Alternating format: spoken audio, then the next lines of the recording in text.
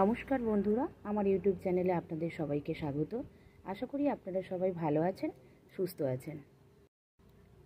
আজকে ক্যালাডিয়াম গাছ সম্বন্ধে আলোচনা করা হবে।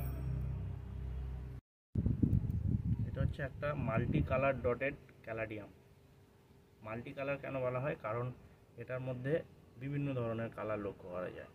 এটা যত ম্যাচিওর হবে এই কালারের ডটগুলো আরও বাড়তে থাকবে এবং জিনিসটা আরও সুন্দর হবে। এখন এটা একটা আমার বন্ধুর থেকে গিফট পাওয়া ছোট্ট একটা কন্দ ক্যালাডিয়ামের।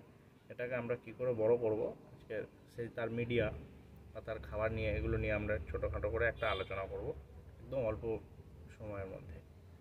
তো প্রথমে আমরা কি করব, এই ক্যালাডিয়ামটা আমি ভিজে মাটিতে নিয়ে এসেছিলাম, কিন্তু এটাকে যখন আমরা রিপোর্ট করব তখন খেয়াল রাখতে হবে যেন মাটি যেন শুকনো অবস্থায় থাকে, রুটের মাটি যেন শুকনো থাকে। ঠিক আছে, তো এটাকে এখন আমরা পাশে রেখে দিচ্ছি। এই ক্যালাডিয়াম বসানোর জন্য আমাদের দরকার কিছুটা ভার্মি কম্পোস্ট, কিছুটা তৈরি করে দেওয়া ভার্মি কম্পোস্ট, আর দরকার কিছুটা ধানের তুষ। ধানের তুষ যদি আপনারা না পান তাহলে এক্ষেত্রে আপনারা থার্মোকলের কুচি ব্যবহার করতে পারেন, কিন্তু আরেকটা জিনিসও করতে পারেন, কিন্তু সেটা এখন বর্ষাকাল বলে আমি করব না। সেটা হচ্ছে কোকোপিট। কারণ ক্যালাডিয়াম জল পছন্দ করে, কিন্তু স্যাঁতস্যাঁতে ভাবটা পছন্দ করে। ওরা এই যে জল জমে থাকা বা হোল্ড করে রাখা, চ্যাটচ্যাটে হয়ে থাকা, এই জিনিসটা ওরা পছন্দ করে না। তো সেক্ষেত্রে আমি এখন এই বর্ষার সময় কোকোপিট দেবো না। কোকোপিট দিলে জলটাকে ধরে রাখবে। এখন ওই কারণে আমি ধানের তুষটা ইউজ করব। আর এটার মধ্যে বালি দেওয়ার কোনো আবশ্যকতা নেই, কারণ ক্যালাডিয়াম বালিও তেমন একটাভাবে পছন্দ করে না। তো আসুন আমরা দেখে নিই এটার জন্য কী কী লাগছে। এটা লাগছে ভার্মি কম্পোস্ট, তার সাথে লাগছে ধানের তুষ, আর এটা লাগছে হচ্ছে ট্রাইকোডার্মা ভিরিডি, যেটা ন্যাচারাল ছত্রাকনাশক। আর আমরা এখানে একটা সিক্রেট ট্রিক ইউজ করব, সেটা হচ্ছে মাইকোরাইজা ওরাইজা। এটা আমি আগে ইউজ করতাম না, রিসেন্ট এটা ব্যবহার করা হচ্ছে বিভিন্ন গাছের জন্য। এটা রুট ইনহ্যান্সার হিসাবে কাজ করে।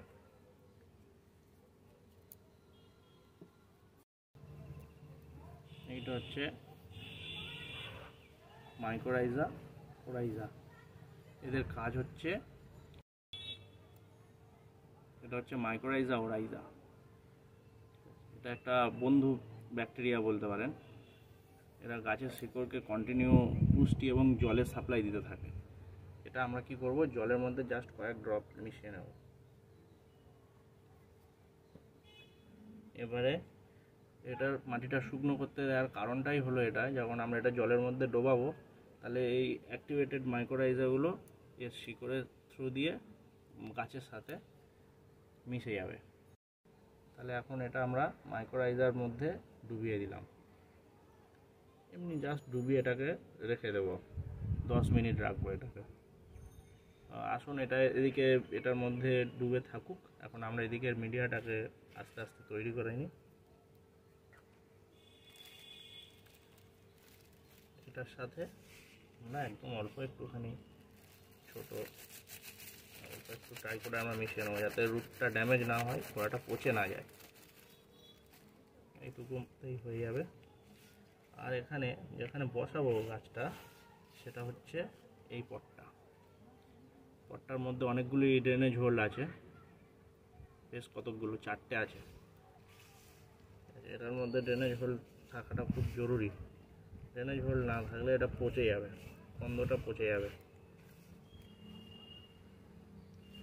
আর এটা এইরকম মিডিয়াটা থাকলে আপনারা সেপারেশনও করতে পারবে, পরে ভালোভাবে প্রোপাগেশন করতে পারবে। এখন 10 মিনিট হয়ে গেছে। 10 মিনিট পর আমরা এটার মধ্যে মিডিয়া দিয়ে দিচ্ছি। কিছু দিয়ে এটা চেপে দেওয়ার কোনো দরকার নেই। এর যে হোলগুলো আছে, হোলগুলো কিছু দিয়ে চাপার কোনো দরকার নেই। এটাকে জাস্ট মিডিয়া দিয়ে ফিল করুন,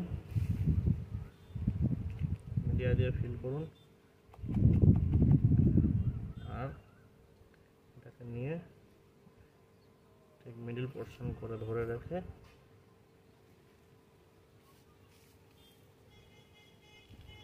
মিডিয়া দিয়ে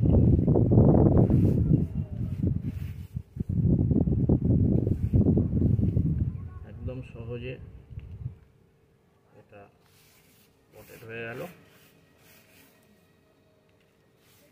আমরা এখনই এটাতে জল দেব না,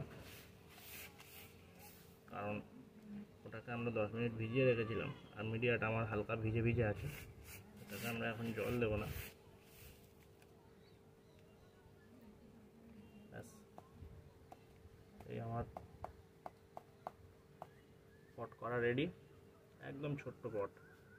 এটার মধ্যে যখন এখান থেকে নতুন শুটগুলো আসবে, তারপরে এটা ভরে গেলে তবে আমরা এটাকে এখান থেকে তুলে আবার নতুন করে রিপোর্ট করব। আজকের মতো এতটাই থাকলো। এরপরে কি কাছের কি আপডেট থাকছে সেটা আমরা কিছুদিন পর দিতে থাকবো। ধন্যবাদ সবাইকে এতক্ষণ ধরে আমার ভিডিওটা দেখার জন্য। আশা করি সবাই ভালো থাকবেন, মনের মতন করে বাগান গড়ে তুলবেন। পরবর্তী আপডেট নিয়েই আমরা খুব শীঘ্রই আসছি।